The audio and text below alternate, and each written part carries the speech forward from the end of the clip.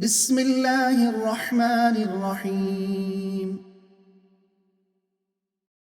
يا أيها الذين آمنوا إن تتقوا الله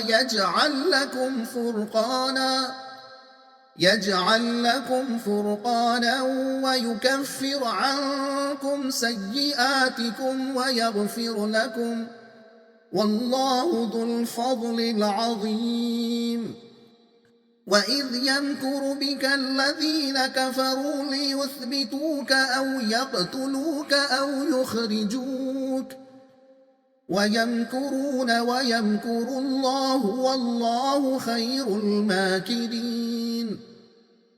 وإذا تتلى عليهم آياتنا قالوا قد سمعنا، لو نشاء لقلنا مثل هذا إن هذا إلا أساطير الأولين.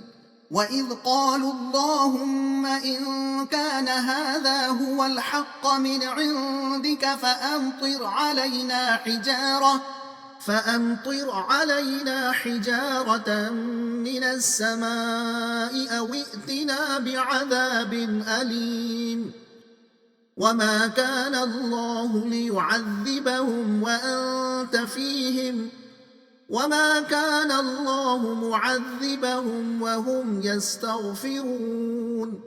وما لهم ألا يعذبهم الله وهم يصدون عن المسجد الحرام وما كانوا أولياءه إن أولياؤه إلا المتقون ولكن أكثرهم لا يعلمون.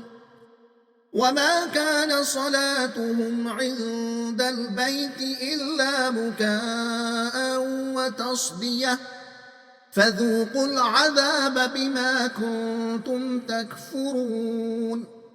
إن الذين كفروا ينفقون أموالهم ليصدوا عن سبيل الله فسينفقونها ثم تكون عليهم حسرة ثم يغلبون، والذين كفروا إلى جهنم يحشرون. ليميز الله الخبيث من الطيب ويجعل الخبيث بعضه على بعض فيركمه جميعا فيجعله في جهنم، أولئك هم الخاسرون. मज़मून, अल्लाह से डरते रहने का फ़ायदा न सिर्फ आखिरत ही में मिलेगा बल्कि दुनिया में भी।